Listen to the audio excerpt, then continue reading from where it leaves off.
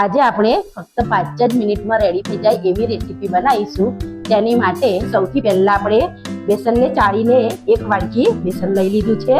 સ્વાદ અનુસાર મીઠું, અડધી ચમચી અજમો, 1 ચમચી મોળું દહીં સારી રીતે પહેલા હલાવી લઈશું અને 1 ગ્લાસ પાણી લીધું છે, જોઈએ એ પ્રમાણે જ એડ કરીશું।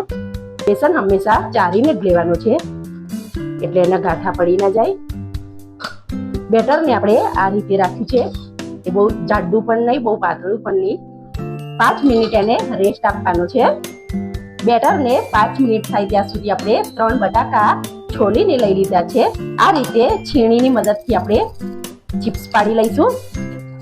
આ રીતે બહુ જાડી પણ નહીં બહુ પાતળી પણ નહીં, આવી ચિપ્સ રાખવાની છે આપણે। આ રીતે ચિપ્સ પાડી લીધી છે આપણે, તો એને સારી રીતે ધોઈ લઈશું। પહેલા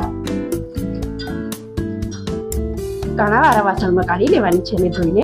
બેટરને 5 મિનિટ થઈ ગઈ છે। અડધી ચમચી બેકિંગ સોડા એડ કરીશું। સોડા ઉપર આપણે ગરમ તેલ એડ કરવાનું છે। પહેલા એને હલાવી લઈશું। જે આપણે બટાકાના પીતા પાડ્યા છે એ અંદર આ રીતે બેટરમાં એડ કરી લેવાના છે।